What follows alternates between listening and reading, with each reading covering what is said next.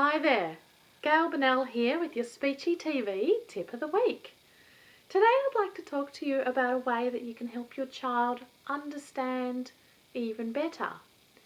The problem is, as competent communicators, we have a tendency to to say too much, too fast. And for children that have difficulty understanding what people are saying, this can be really overwhelming.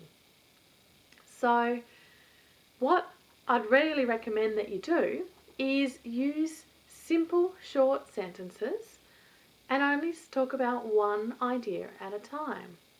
So that means instead of saying, "Hey Sally, come inside and take your shoes off and then take your bag to the room," and they get home from school, you need to break it down a little bit more. So, Sally, which is really great to say their name because it helps get their attention, come and take your shoes off. That's one piece of information. And then when they've finished that, say the next part.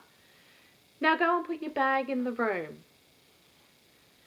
So breaking it down. Now, the reason why this is so effective is because many children have delayed auditory processing. Now that means that there's nothing wrong with their hearing that could be detected by a audiologist, but it's how they process the language that's coming in. So the words might get jumbled as they're going in, or it takes them a bit longer to figure out what it is you really meant to say.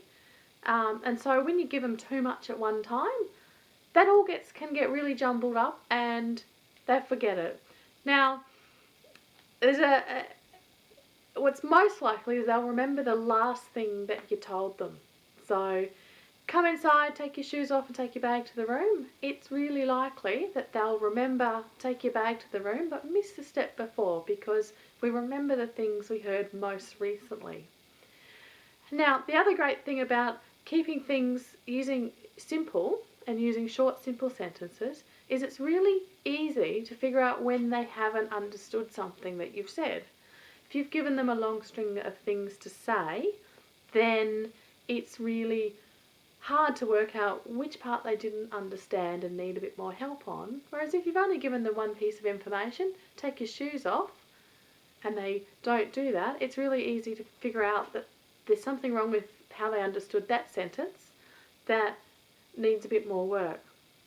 So, to recap, use short, simple sentences. Now, the way to know that you're using this is if you are telling them something and you have to pause to say the next bit, or you say the word and or then, or you mean the words and or then, even if you haven't actually said them, then you're probably giving a little bit too much information at one time.